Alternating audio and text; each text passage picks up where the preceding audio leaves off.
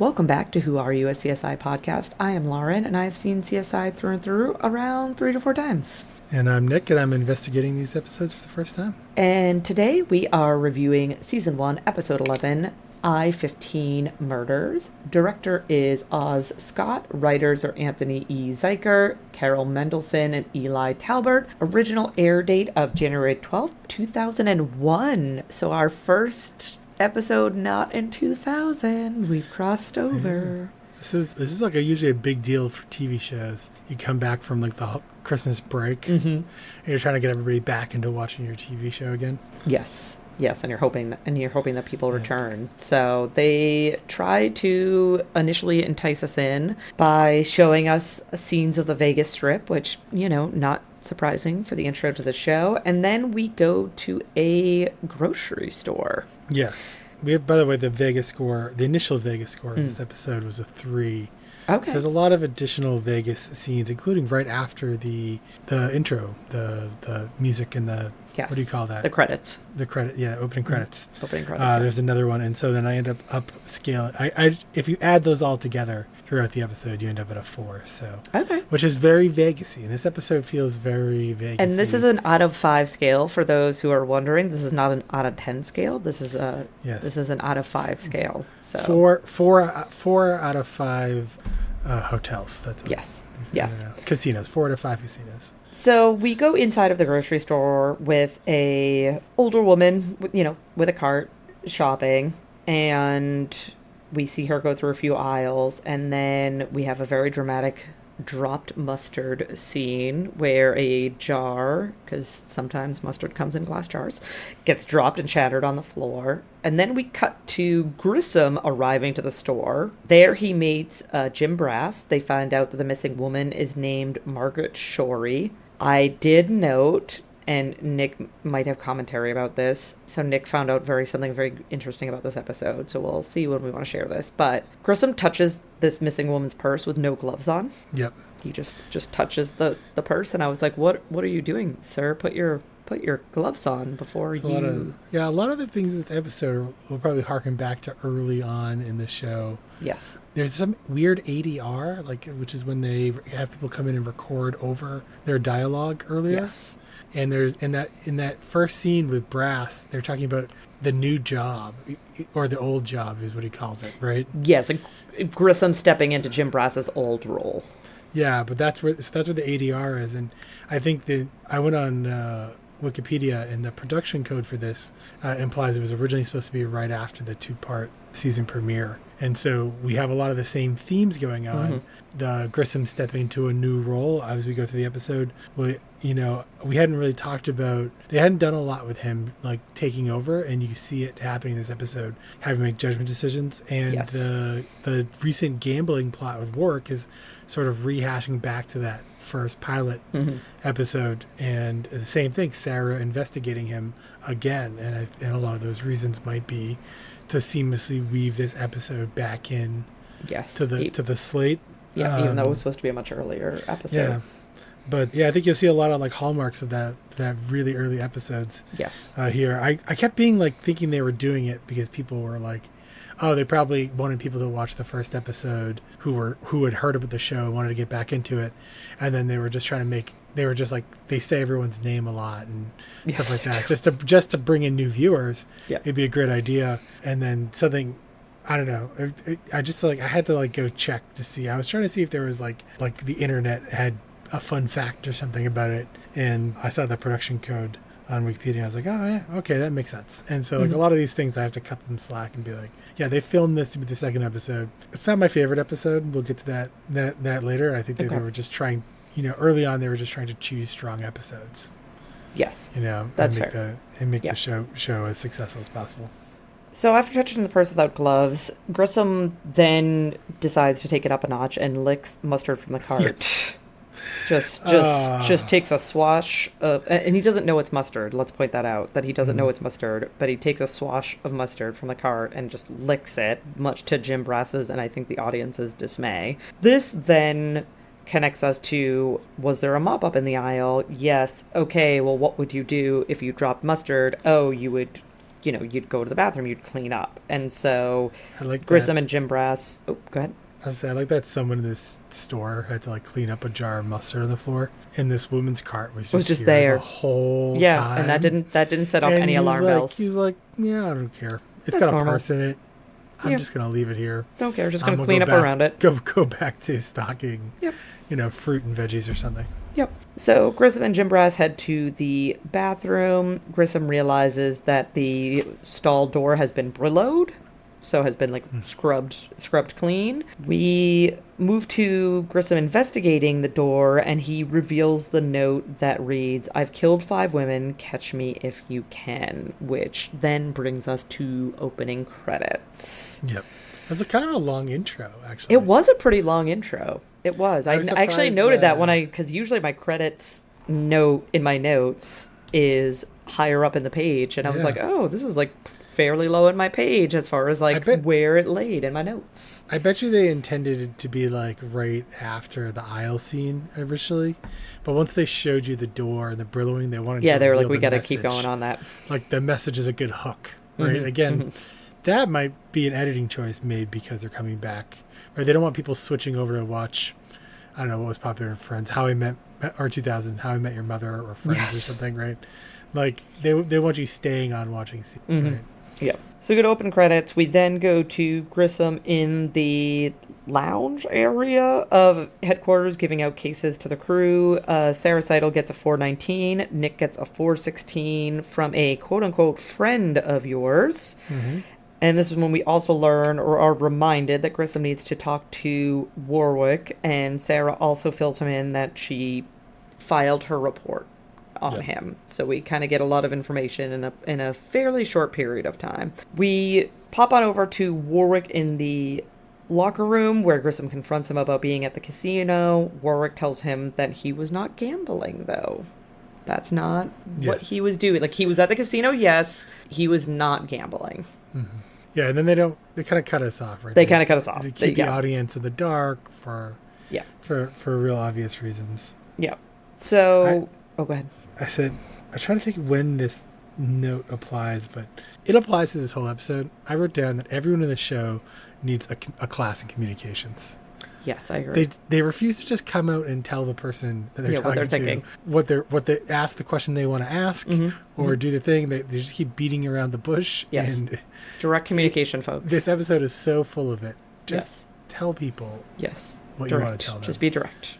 You don't have to be mean, but be direct. Yeah. Like, I wasn't gambling. Well, what were you doing? Why did you phrase the question this way? I think it's because there's something that Grissom said to work in that moment that made me think that, and then Work's comment, and then later on in the episode, I kept being like, yeah, there it is again. Yeah, there's a scene later on with Grissom and Sarah, and I'll bring it up again there, but I was like, what is wrong with you people? Talk to each other. Just talk. It's not that hard. We go to Sarah at her crime scene. She is introduced to the victim's brother, one Kenny Berlin. Prediction. Oh, go ahead. Oh, this guy looks like he killed somebody. Spoiler alert. He's the sleaziest looking character. Spoiler, he is very we've had on the sleazy show in a looking. long time. I was like, no offense to anybody who looked or dressed like that at this time. None. Or to the actor who, for all I know, dresses like that unironically. Yeah. But I looked at that guy and I was like, he did it. So we see a reenactment from the brother's point of view wherein a robbery occurred, and that's how his brother died. And I made a note here, and Nick will probably go into more details because he sent me a G-chat about this, but I had to put in quotes, high-tech computer equipment. Computer stuff, I believe was the exact word. Was it stuff? Okay, I think I auto-corrected to equipment. She says $5,000 to $10,000 worth of high-tech computer stuff. And I remember thinking, that flat screen, tiny little monitor, that was definitely super expensive back in the day. But I was on like my personal computer. Like at that point I had my own computer. Like my family were very early to computers. I probably didn't have my own. Well, no, I probably didn't have my own computer for like another 2 or 3 years after this. Probably. It was a compact Presario, which I recognize was a very popular computer back in the day. Yep. This is also this is pretty close with like iMacs. Do Do you remember those Yes. big, colorful, all-in-one computers? That computer was probably $1,500 or less. You probably could have got it for free with a 3-year CompuServe subscription. You know how you get free phones, or you used to get free phones? So they got three. They basically did the same thing with the internet around that time, because that's how most of my friends' families ended up getting The internet. things. Yeah, AOL, CompuServe. Yeah. Oh, the discs that they RC. used to send you for AOL? Oh, you'd go to like a Best Buy or a Circuit City. Yeah. Yeah. Which, for people who don't know, Circuit City is like a Best Buy, but it's red instead of blue. Yes, true. I think they're all closed Back in now the at this day, point. yeah. But yeah, and so that's what, and then the monitor. So yeah, I went on the Wayback Machine and looked up these two products, and it was about $2,500 worth of computer stuff, which is not small. Her point remains, but you could definitely. It was just a great line. I mean, to be fair, if we took inflation into account, that probably would be $5,000 to $10,000 in today's money. Sure, it would, but that's. She wasn't from the future. I know. She was talking about the then money. That is true. If you take the future of technology inflation into account, if you want to go buy those things, it will not cost you $5,000 to $10,000. That is true. That is very true. I can't argue that. They are not collectibles. No, it's not an Apple not. One. No. Or a Lisa or whatever. All I wanted was one of those Apple computers that were different colors. You know how they had like pink ones and That's green what I was ones? talking about. Is that what they are? iMacs? Okay. Yeah. Is that the iMacs? Okay. Yeah. I don't remember the name of them. That's I just around remember, the same time. Because I just remember wanting one of those because I thought they looked so cool. It was so cool. That was like Steve Jobs came in Apple, did like iMacs and iPods, and then he left, and the company went downhill for a long time until he came back and came up with the iPhone. Yeah. And now they're doing okay again. Yeah. I mean, I have an iPhone, so who am I to... I don't like Apple, but somehow I've been roped into their products. Thank you, ex-boyfriend. Yeah. Once you're in, you can't get out. I know, it's the worst. It's built that way. I'm in too deep now. There's no escape. Everything fair, I do is like, in the Apple platform. To be fair, iPhones are just as good as every other phone now. For many years, they were not good phones. No, they're good phones. And now they are every bit as good as any other phone out there. And I think about switching to an iPhone sometimes, and then I have to remind myself that once you go Mac, you never go back. It's true. It's true. Except that I did have an Apple, like I had a Mac at work at one job that I was at. They did Mac products, and I spent a lot of my day in Excel, and Mac and Excel are not friends. And I was like, this is stupid. Please get me a Windows laptop. I can't do this. I was like, if you want me to do my job, I need a Windows laptop. The greatest thing to happen to Apple computers is Google Sheets. Yes. Now I'm in Tableau, so... Let me know if you need any pointers. I live and die. I live and die in that software now. I'm just learning it.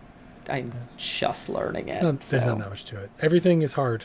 That's the answer to Tableau. Yes, that is what I'm learning. It's either super easy or super complicated. Yeah, that's what I'm You'll have to learning. cut this part. You probably have to cut this part out, but the goal of Tableau is to do the simplest updates possible. So like people will ask for requests and they will just be out there for years, like feature requests. Yeah. And people will have the most convoluted workarounds for them.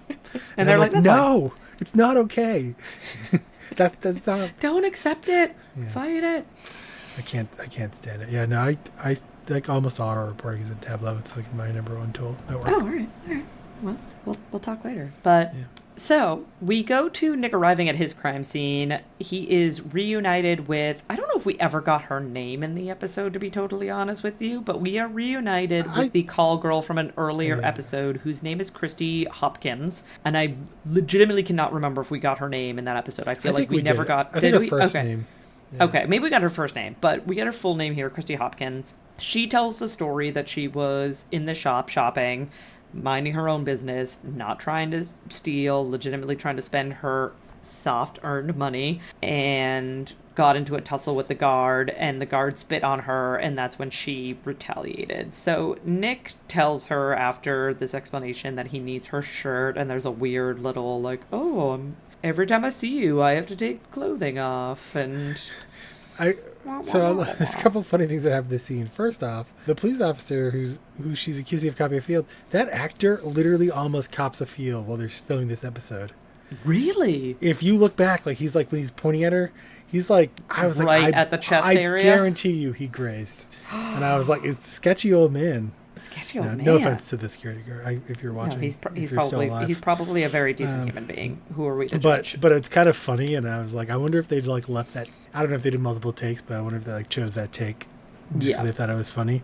And then the other great thing is that she's like, how come you always ask me to get clothes off? Well, she already offered to show her nipples to him. Yeah, she was like, do you want to see my nipples? Like, they're feeling better. Do you need to see my nipples again? Yeah, like, they're feeling better. And then she's like, oh, why do you always need me to take my shirt off? Like, as Nick pointed out, you already offered to take your clothes off for And again, Nick. If months and months had passed, her nipples feeling better would be a weird thing to say. But if this is taking place, yes, but if this is like almost immediately, later, yes, that wouldn't be so weird of a thing for her to say. I agree. I didn't even think about that, but yes, that makes sense. That was one. I think that was one of the things where I was like, "What? That line doesn't even make sense." Yeah, you're like, this is like 4 months because we've learned that the Paul Melander thing was like a few months since the last time he saw him. So if we were to think that this harkens back to the first or second episode, that this has to be at least like 3 or 4 months, it would be like, okay, if your nipples aren't feeling better, like you really need to go see a doctor. This is a legitimate medical concern that you need to get evaluated. Yeah. We return. Go ahead. Oh, it's interesting. I was trying to look at my notes. I think that was it for the call. Okay. But so I'm actually kind of sad we didn't get this scene. We didn't get this like interaction earlier on in the show. Because like it's kind of a fun, light storyline. It is. And it's kind of oddly placed after we just had like the police officer that he stood up, and he very clearly is like considering through the episode of like trying to hit on this call girl. And so he's very much struggling with like how attractive she is and like his feelings towards her. But anyways, it was like I kind of like this storyline. It's a good little. They got a lot of little bits and pieces to it. Oh, I agree. Yeah, and we go to Sarah back at her scene. She is investigating the brother. She's checking for blood splatter. She, in this search, finds glass in his pants. So she lets him know that she needs him to strip, and also lets him know that she's just taking the entire window that got shattered for further investigation. We quickly shift over. I like how she like pulls out a warrant and hands it to him. Yeah, like she's it's in the warrant. If you have gotten this far, first off, I don't know where you got your warrant from, because you're just investigating, but you just like have a standing warrant ready. But also, like, presumably, if there is a warrant, you have already served it. She's running bets for the judge, so she just has a standing warrant whenever she needs it. Yeah, because he hasn't been busted yet. Yeah. In this timeline. Yeah, in this timeline, he hasn't been busted yet, so we're good. Just filled in the blank. And so we quickly go to Grissom and Catherine meeting with a handwriting expert. The biggest takeaway from the scene is that the writing is cursive and round, and most likely written by a woman. And they all say uneducated. I thought it was like they were really laying on the stereotypes in this. Yes, episode. They were. Like, I agree. Like that kind of judgment conclusion. But I also had this thought: you're telling me Grissom doesn't know anything about handwriting? He's like taking it all in like he knew nothing. His character is willfully oblivious when it suits the storyline. Yeah, but I mean, like Grissom probably would know. Like the Grissom that in my mind that I've started to paint would definitely like have read a journal, a magazine. Remember, he reads a lot of magazines. Yes, he's a big science, big like investigative science magazine he probably would fan. Have read some of those, but for our younger audiences, magazines used to be a really big thing. So I know they still exist, but they used to be a much bigger thing than they are today. Although, harkening back to that plane episode where Grissom said he got his from a magazine, which I believe also was undertone like reference to like a Playboy magazine, because that was sort of like men would read the magazine for the articles. Magazine for the articles. Yeah. Anyways. Yes, so we then go to Sarah cutting the window at the scene. Warwick arrives. We learn that Warwick has been reinstated. Sarah is not thrilled about this. We then go to Grissom investigating something at a microscope. Sarah walks in and starts talking about her unhappiness with Warwick being reinstated, about how Warwick has a problem, how she's upset that Grissom has ignored her recommendation. And this is a perfect example, Nick, of your just talk to each other. Yeah. Where Grissom talks in riddles and tells Sarah that that he sees the whole puzzle and Sarah only sees one piece. Tell her what you mean by that. Also, yeah, so this was the other What, scene I was like, referring to. just say what you mean by Yeah. that. Like, obviously you mean that you have more information. Then tell her. Tell her the information. Right, and it doesn't have to be that he bailed out some young, that he collected a debt to, like, bail out some young kid. I'm not saying you have to go into, like, huge details about it, but you can be like, hey, he was actually in the casino for non-gambling related activities. So, I decided not to suspend him or to just a fire him real- because, like, his actions did not go against, like, our code of ethics. That's all you have to say. Yeah, they also, there's a couple of things here. So this was what I was referring to earlier. I don't like the way that he talks to her. He doesn't give her the credence. He tasked her, and I write this later, so I might bring this up again. He tasked her with investigating Warwick. She left her job to come work for you to do this. Yes. And then you're going to treat her like, how dare you bring me this information when you're the one who tasked her to get you this information. I think he said that irked me. He's like, don't you trust me? Right, because he says that he trusts Warwick, Yeah. so don't you trust me. I was like, You obviously don't she trust has Warwick skin because in you the had game. him tail him. Yes. So you don't trust him. You illustrated that you do not trust him because you would never have sent her to investigate him if you just unilaterally trusted him. You don't trust him. I also have a note, why are they making her so angry? And I think if this ties back to if you presume this is the second episode, there's a lot more on the line. There's a lot higher stakes. Was it Holly Gribbs from the Yes. first episode? She would have it's just Holly Gribbs. died, right? Yeah. And so that all of a sudden it's an appropriate amount of frustration Yes. from Sarah, and Yes. and it just makes his reaction that much worse. Yes. His gambling directly contributed to a CSI dying. Yeah. Like, he didn't kill her, but him leaving her there so he could go gamble contributed to her death. I also hate, by the way, if this was really supposed to be, if the original plot was really that Warwick wasn't gambling, that they changed it up and made him gambling, and that someone died because of it. Because that will always be a mark on his character. Yes, right? yes. I like his character otherwise. Yeah, so we get through this frustrating scene. We have a walk and talk with Catherine and Grissom. Catherine figures out, and this is just like another example of Catherine being a total badass and figuring everything out, that there has to be other victims, right? Because the message said... Great partnership, Grissom. I'm glad she did all of this work. You know how long it would have taken to do all this work? To get these things picked up, sent to her, filed... Yep. What were you staring at under that microscope? Yep. Larval stage 4? Catherine finds all the other crime scenes, because obviously the message on the door referred to 5 murders. So Catherine tracked down the 4 other crime scenes and the 4 other stall doors. So now in the lab there are the 5 bathroom stall doors. And after a conversation between Catherine and Grissom, they shuffle the stall doors and realize that all of the locations are on Interstate 15, so I-15. Yes. So, hence, spoiler alert, hence the title of the episode. I like that they had to put them in order to figure that out. Yes. But also, earlier when they first showed, when Catherine's first showing Grissom's door, he has such a kid in a candy store look on his face.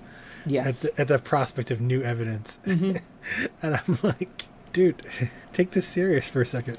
But yeah, that's the puzzle Grissom. They kind of backed off of that recently. But this whole, he likes to unravel the puzzles in the episode. But yeah, it's a new clue. And then he's, really getting into it. He never says, great work, Catherine. Yeah, no. He's just like, yeah, whatever. No big deal. I'm going to look on my microscope. You do all the heavy lifting. We go on over to Nick and Greg Sanders. They are running analysis on the quote-unquote see-through top that Christy was wearing. There's this, and I think all of us are probably familiar with this now, having lived through COVID. Yes. I think this probably was mind blown to people watching this in 2001, that as you're talking to someone, your saliva is getting on them and their saliva is getting on you. I think now, having experienced what we experienced through COVID, the majority of people know this, and it's not a super surprise, but I feel this was probably a pretty big deal back in 2001. This is even before, SARS. Yeah. Mm-hmm. Right? So SARS was 2003, 2004? Yeah. Something like that. really not on anyone's radar. No. I mean, I'm sure disease people are well aware. Like Yes, I'm not. Yeah, Anthony I'm not- Fauci. that's not knew who what I'm. This was. That's in not who I'm. 2000. That is not who I'm. Yeah. I'm speaking to like the average audience when we're talking. You're not about speaking this. directly to Anthony Fauci. No, I'm not. I have a huge crush on Anthony Fauci. We know this. And in this investigation, we learn that there is a distinct glob of spit on the shirt, but they need a sample to compare to it, right? Yeah. Yes, there's a big glob of spit, but that could be from anybody, so we need to narrow this down. We shift on over to another storyline with Sarah and Warwick interrogating the brother from their crime scene. He is trying to say that the glass in his pants came from a car break-in that he experienced the week before. They then go on to a nice little science explanation that the glass floated. It has equal density to the glass from the window, so it did not come from the car. It wouldn't have floated if it was car window. They do a really glass. bad job of explaining this test and what they're trying to do. I feel like they explain it better later. Yeah, they kind of show you an example, but yes, the idea is if you ever if anyone here drinks, you've ever ordered a drink from a bar where they have like layers and they're different colors. What they're doing is taking advantage of the fact that the liquids don't really want to mix. Yes. And some of them are the more dense ones we put on the bottom, and the less dense ones we put on the top. And the heavier things can't get pushed out of the way by the lighter things. Yes. And they drop the glass in, and it'll sort of float down until it finds a liquid that is about the same density as it, and then it will rest on the liquids that are denser. And you can both see where it stops, but also see the rate at which it falls through the liquid to a certain extent. And then they use that to say, like, is this glass the same kind of glass? It's a really easy way without doing like a full chemical analysis of the glass. And so the notion is like glass from a car door would probably be made differently than glass in a window. And since these have the same density, it doesn't mean they come from the same pane of glass, but it could mean they come from the same line of windows as opposed to like a completely different application. Right. So we see a new reenactment where the brother goes towards the window because that's where he's claiming that the glass must have come from that landed in his pants. Sarah has one more question before they let him go, that she asks him about money and infers that he doesn't make any.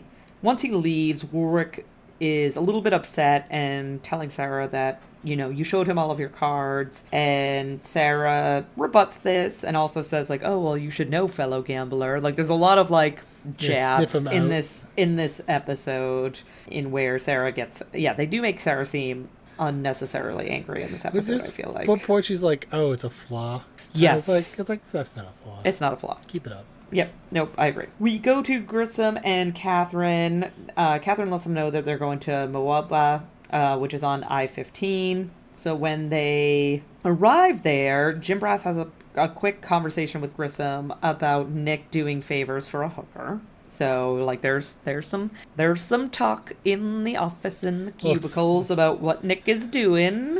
There's a line where they're like, where it was with Sanders.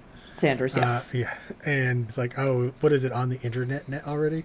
Yeah. I thinking like how new the internet so new. So but it really is like on the internet because even Brass knows. Yes, Brass knows about it.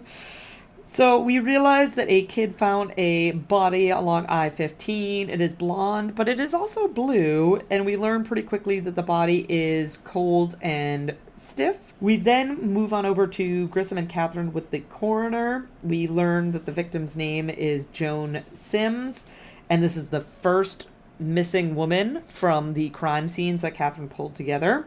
The COD, aka cause of death, because I don't think that Nick has maybe watched enough episodes like I have to know immediately what COD is. Give me a little credit. Okay, COD. Cash on delivery. Right? Yeah, cash on delivery, exactly. I know that from all the infomercials. No cash, no CODs. Yeah, so cause of death is strangulation, but the coroner notes that decomp is backwards in the sense that the organs are in better condition than the skin is. And this leads the coroner to believe that the victim was frozen until about 12 hours ago, and Grissom makes the deduction because, he can't figure out basic human things, but this allows him to immediately know that this body must have come from a refrigerated truck.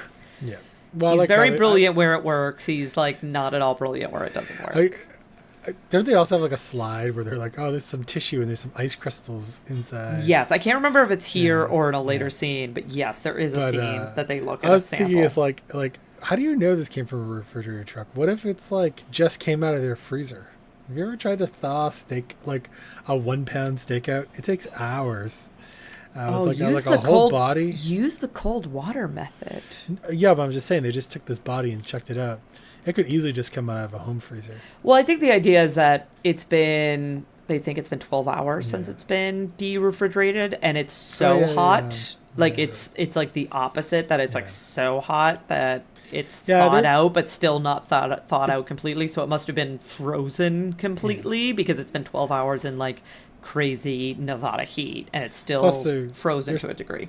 They're kind of setting you up for this trucking thing, right? And getting you accustomed to the notion of it being. Yes, yes, they're bringing a this up truck. very early in this episode. We then see Grissom having to act in his quote unquote new role, because this should have been the second episode, where he is talking to Nick about Christy, and asking, and Nick basically says, "Oh, do you think I'm compromising the unit?" And Grissom's like, "Well, that's what I want to know. Like, are you compromising the unit by possibly doing favors for Yeah. this woman?" Nick does not want to talk about it, and My first watch through, I had this great comment, which is, "Oh, I'm glad they're finally bringing up this whole Grissom has to do with being the boss thing again."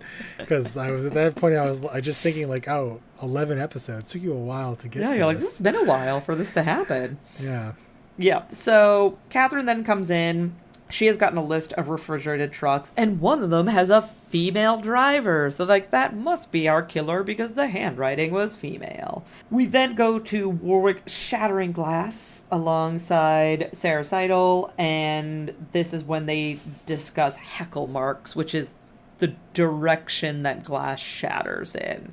So they talk about is this a little cool. bit. They talk about this a little bit more in depth when they talk to the brother about it. But this is their initial bringing up of the heckle marks, which comes into This is- play very soon after. this was cool because I'd never heard of this before in my life, and it's. I kind of a only neat knew about little it piece from of this science. show, so Yeah. yeah. It does make sense. Like, once I heard about it, I was like, oh yeah, like that tracks. Like, that makes perfect sense. So, in keeping in the storyline, Warwick and Sarah are back again interrogating the brother. They are insinuating that he killed his brother.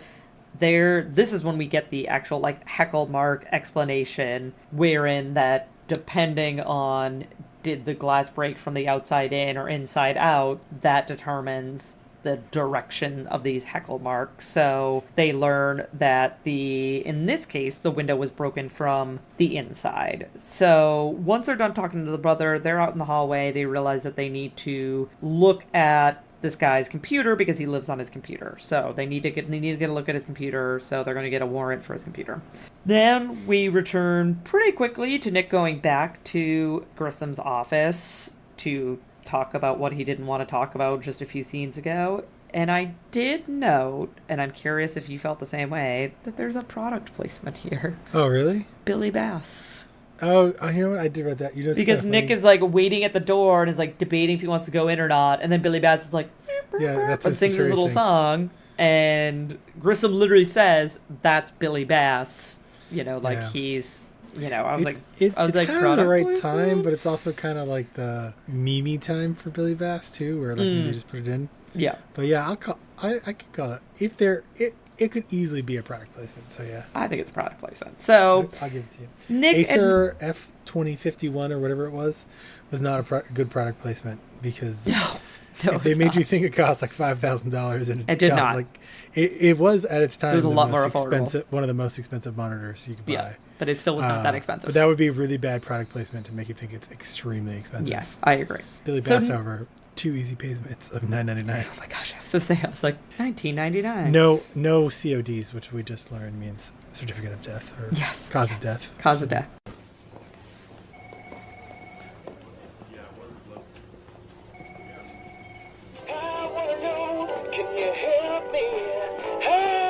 That's my big mouth Billy Bass.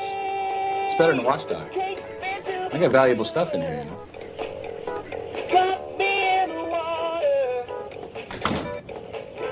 Yeah. But there are a lot of people looking to steal your two-headed scorpion, not to mention Miss Piggy. So Nick admits that he was out of line earlier. He's not sleeping with Christy, but does confide in Grissom that he thinks that her telling of the events is true, but he needs to be able to get a sample from the security guard to be able to prove that. And this is when Grissom gives him a little line that if Mohammed can't go to the mountain, then the mountain must go to Mohammed, which comes into play a little bit earlier. Well, actually comes into play the very next scene where we see Nick with the security guard. He is buttering this guy up, playing the whole, oh, yeah, she's super hot, but she played both of us, and let's make sure your story is told, because obviously she's a scoundrel and can't be trusted. They also play up this, like, very big stereotype, like, the security guards want to be police officers. Yes. Right? Like, yes. Like, 100%. No, this will look good on your resume type of moment. Yep. So Nick asks him to write down his statement, like his version of events, and also put it in an envelope, which we have learned on CSI. They don't give you the sticky envelopes. They give you the licky envelopes. So he wants this guy to lick the envelope to seal it, and that is how he is going to get his DNA. So remember, folks, if you are in an interrogation room, don't lick stamps, don't drink drinks, don't smoke cigarettes, none of that stuff, because they can just take your DNA. I actually thought it was the coffee was going to be the thing at first in this scene. Fair. And then all of a sudden there's like really like gratuitous. Yes, they very much want you to know it is supposed to be the envelope. Yeah, I was thinking, like, I bet you they have special envelopes for this these days. Yes. Like, they are like extra absorbent and are easy to get DNA off of. Probably not back then, but. Not back then, I don't think. They just didn't give them the peel and stick. They gave them the licky ones. I would be like, I've seen enough episodes of Seinfeld to know you should be licking envelopes. Yeah, it's true. It's true. Kill George's wife that way. So we go to Grissom Catherine and Jim Brass with the female trucker. They get a handwriting sample from her.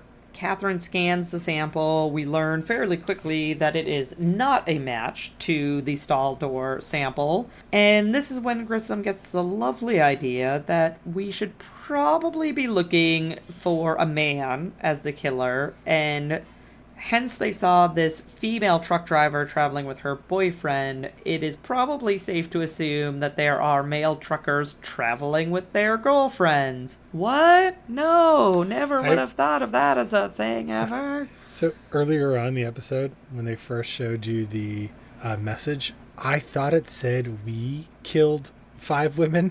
Oh, so you were like, there's always 2 people involved. It wasn't into the handwriting episode, the handwriting expert scene, that when he reviewed it and he was like, oh, the apostrophe's not in the right place. Yeah, that you were like, oh, I was actually. like, oh, it's only one person. I said, and I wrote down, I thought it said we. I said, I guess it could be a couple. Yeah. Right? And then when it ended up being a couple, I was sitting on that one because it ended up being, I didn't write it like, I have a little note in my symbol I use if I say I'm making a prediction. Yes, that's fair. I did not say I was making a prediction here, so I didn't put like the big P next to it. But that was one of those things that I was like, but I didn't really think of it. I just stumbled into it because I thought that was true already. Yes. Okay, for, that's like, fair. The first 10 yeah. minutes, 15 minutes. Yeah. And then I was like, oh, well, I guess it could be. You're like, trying to like save my butt, and then it turned out to be, and I was like, yes. You're like, yeah, I was right. So we see Grissom driving by where Nick is talking to Christy. Nick is explaining the entire scientific process of the case with Christy. She does not care at all. They had a scene where he's like, you don't understand anything I'm saying, do you? She's like, no. I think he says, you don't care about anything I'm saying. And she's like, no, I don't. And to be fair to her, she's like, all I care about is like, am I going to get charged? Yeah. Which 100% fair. I don't care about hearing about your scientific mumbo jumbo when I might get arrested. I just want to know, am I getting arrested or not? But before they got to that part, totally fair. I remember thinking like, this is the most mansplaining thing this. Yeah, it's like, let me tell you all the cool things that I do in my job to save you. You know, I say that it's because in a lot of ways, like, mansplaining gets a bad rap particularly when it's belittling. It gets an appropriate rap when it's belittling. I was going to say, no, it doesn't get a bad rap. It gets a well-deserved rap. But I think there's a lot of people out there, and it's probably not just guys, where you're excited and you want to talk about the thing that you're excited about. And here Nick is excited about the forensics. It's so cool because it also did this great thing. Yes. He's excited about getting her off. But a lot of times you got to read the room, and she did not care, and he did get there just a little Yes, late. and that's like, as someone who has ADHD, and I still struggle with it sometimes, but I have had to learn that not everyone is as excited about my random fascination of the day as I am. And so if someone is like cool with me talking about it, great. But yeah, you have to learn how to read the room and be like, oh, you don't care about this very like hyper specific thing that I am super interested in. It does not interest you at all. Okay, like let's find a topic that, and again, not again, but thankfully the internet exists, so you can find other people who are all about your very specific interest. So if you're like day-to-day friends aren't, that's okay. And it's okay to like go on the internet and find those niche people to talk about that very specific thing that you're interested in. If I would say go to Reddit, there's probably a subreddit for that. Oh, you gotta be careful about Reddit. I was gonna say if you're like me and you're sometimes 20 years late to things, you're listening to this podcast in 2043. Reddit was this website that used to be really cool, and then shot itself in the foot, and now nobody really wants to use it. That's true. But people used to be able to talk about things that they had in common. Similar to Twitter, which is now called X. Who knows what it's going to be called in 2043? Yeah. It could be called. It might have just entirely imploded at that point. It's going to be called Facebook. We learn through Christie's non-interest in the scientific talk. Nick does finally let her know that the DA threw out the case, and she kisses him on the cheek and lets him know that she doesn't owe him just once. She kisses him on the cheek. And I was like, that seemed really close. It was very but it was I will say it was cheek. It was okay. Cheek adjacent to mouth. I don't have it in 4K, I can't quite tell. And this is when she lets him know that not only does she owe him once, she owes him twice. So we then go back to Sarah and Warwick at their crime scene. They have the warrant to search for the computer. Sarah notes that there's something wrong with the computer. And this is where, like, did you turn it, like, is there a power source? Do you turn it on and off again? Such a good scene. I love and hate everything about the scene. And I was like, oh my gosh. I was like, oh. And they open up the tower, the computer tower, and they find a gun in there. And Sarah, completely honestly, is like, no one is going to believe this. Yes. Someone opened a compartment and put a weapon in it to hide it. Why wouldn't people believe you? Oh, just happened to find it. Well, presumably it's also covered in his fingerprints. So, like, I think it'll be pretty easy to... I'm also thinking, like, I mean, maybe they cut this, but, like, they didn't, like, dust... Don't they have, like, a residue they can look for on your hands? Yes. If you're involved in a shooting? They yes. didn't even GSR. think about GSR residue. They didn't even think about doing that to him at the initial crime scene. Like, when she's looking for blood and she finds glass. Like, why don't you just be like, the guy was shot. Yeah, like he's lying right there. Yeah, because she checked him for blood splatter. This again maybe goes back to this is supposed to be the second episode and not a much later one. They probably didn't do GSR testing until a much later episode. Yeah, and so maybe in the order of things, this actually makes sense. Like, he probably washed his hands. It doesn't matter. I don't think it matters. Oh, I wouldn't know. See, I feel like it doesn't matter. It probably may be hard to wash it off your hands. Yeah, I think it's something where it embeds into your skin to some degree. Yeah. So maybe that'll come up in a later episode, and we'll answer that question. But yeah. I also love that putting the gun in the computer apparently broke it. Yes. I'm sorry. I could put a gun. I have a desktop computer. You could put a gun in it. As do I. That's what I'm recording on right now. Guys. You could short something, I guess. But like, I was like, they better not turn the computer on after they take the gun out and have it work. I would be so mad. And they don't. Yeah. No, they do not. They do not. That does not happen. But that would have been hilarious. We continue with weapons. We continue with Sarah and Warwick. This is where we learn more about a better understanding of the glass comparison. So they compare the glass from the window as well as from the butt of the gun, and they are weighing them to measure their density, and they realize that they weigh the same, so they have the same density, they are from the same source. So they theorize that the brother broke the window from the inside with the gun. This is when we learn that the victim was executor of their parents' estate. the brother that they were accusing of the crime wanted money. We see the actual reenactment where he confronts him and says, like, oh, $20,000 isn't enough money. Like, plume. Don't they just, like, whip that out like they knew this piece of information yes. as a fact? No, I think... And we had no idea as an audience? I think Warwick kind of is like, oh, yeah, I looked into it, but it does feel like it comes out of nowhere. But I do think that there is a moment where Warwick's like, yeah, I looked into it, and the brother was the executor of the estate. And then this is where we also learn that, Sarah's still not happy with Warwick, that she never said he wasn't a good CSI. Yeah.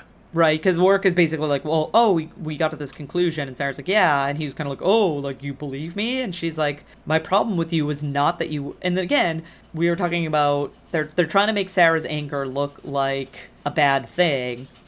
I think her anger is appropriately focused. Like, she's not overall angry at him. She doesn't think he's a bad CSI. She doesn't think that he's terrible at his job. She is fairly concerned that his gambling habits are affecting his career. And they have been shown to do that and cost somebody their life. Like, she's not angry for no reason. Like, she has plenty of reason to be... You have a problem, you're not getting help, and your friends are covering for, and your boss is covering for you. Yes. So, like, yeah. That's all the facts that she has.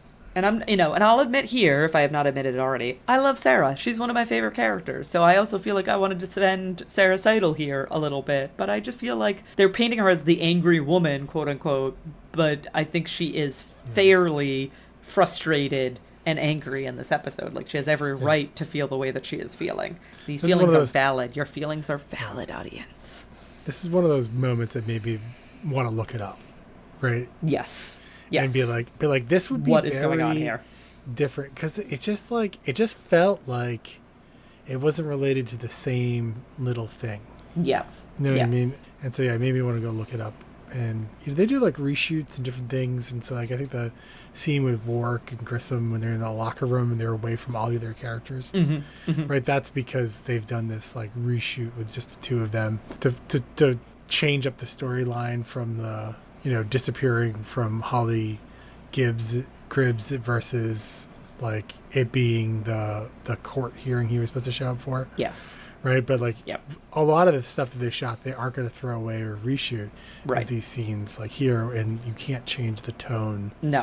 Of those episodes, and so I was like, kind of have to, give them. I understand it. It probably hurts the overall, like, episode and the way it comes across, I think, too, as a viewer. But, like, I mean, it's edited together fine. It's just that, like, I don't want to think that Sarah's character is this angry, blowing things out of proportion character. Right.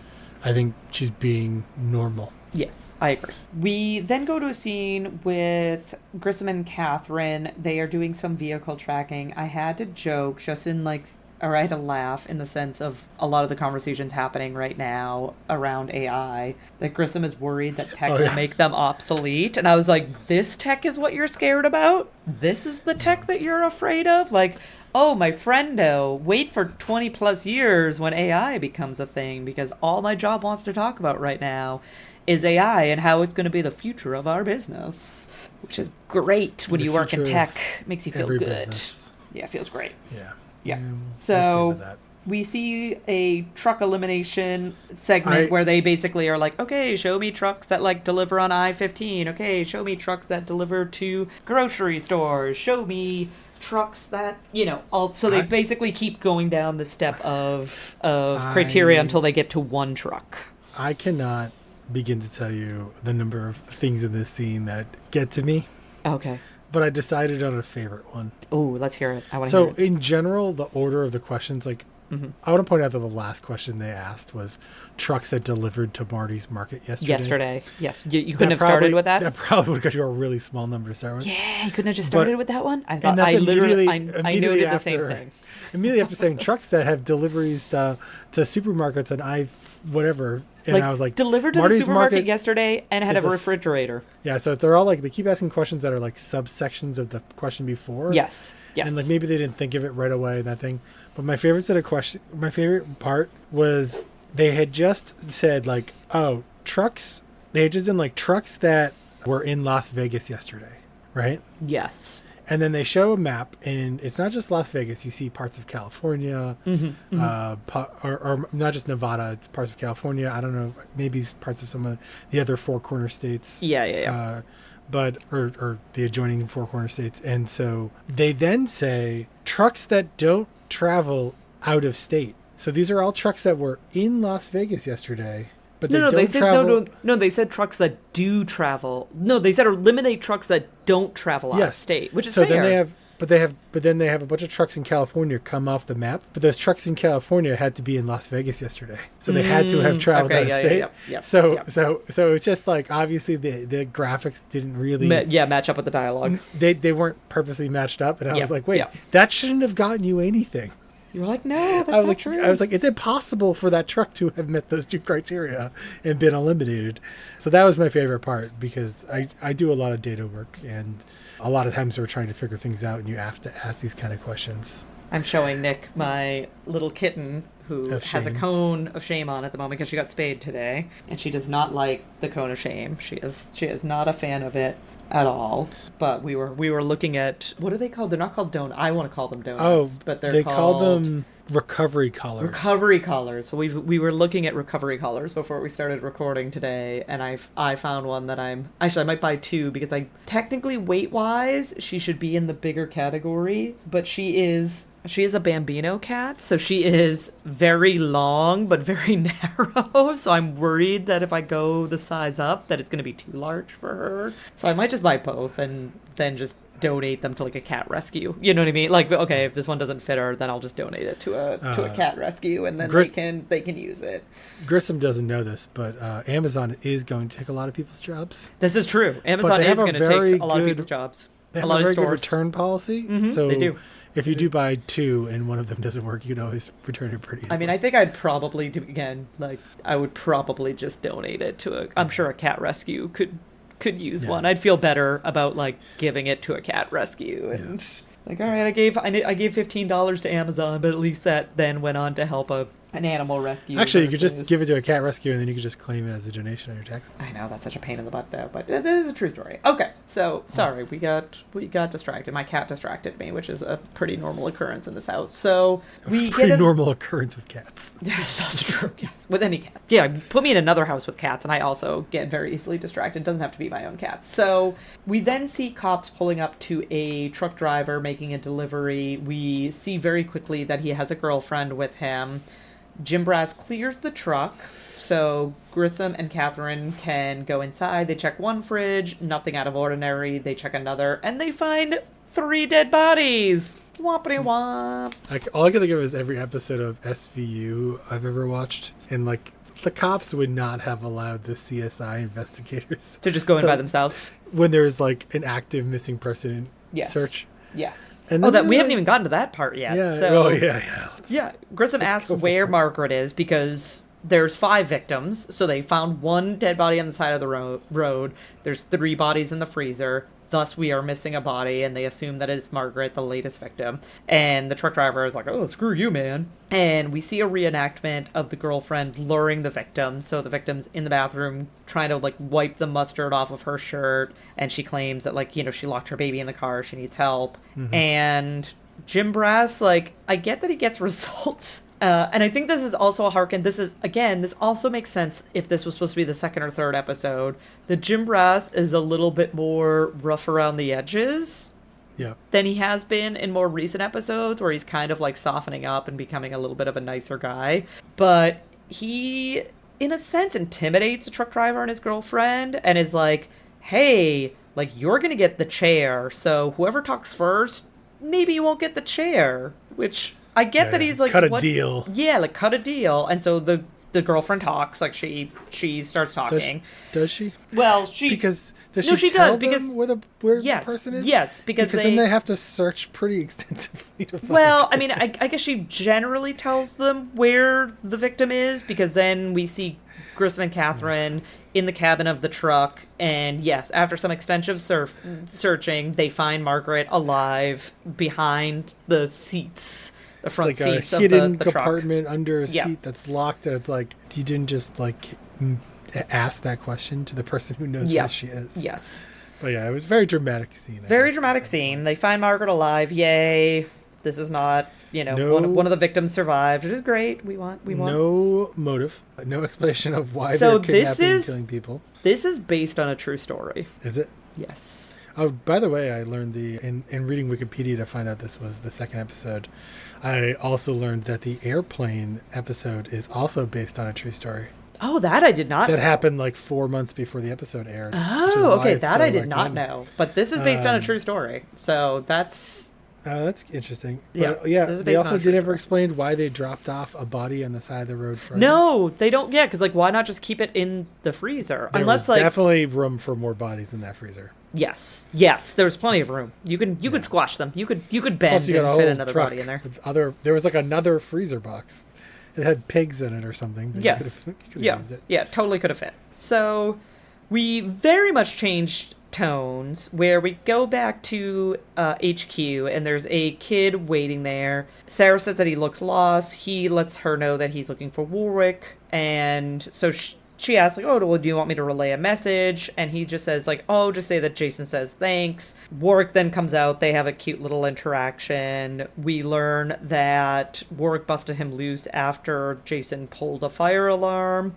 And that Warwick went to the casino not to gamble, but to collect a debt owed to him. And this is where I noted, and I just feel like they were making her look unnecessarily angry in this. Warwick says to her, like, well, don't go behind my back. Like, next time you have a problem, like, don't go behind my back. Grissom told her to do this. Yep. Also, this was a job. This was not this was a legitimate work assignment for her to investigate what he was doing. And it wasn't like exactly determined that he was at the casino. It was like, tell me if he was at the casino or not. And so she went and she determined that, like, oh, crazy enough, he was at the casino. So I don't know why the anger is directed at her when, like, Warwick, if you should be angry at anyone, it should be Grissom. Like, Grissom, your buddy who trusts you so much, hired Sarah to track you instead of going to you directly and asking you what was up. Why are you angry at her?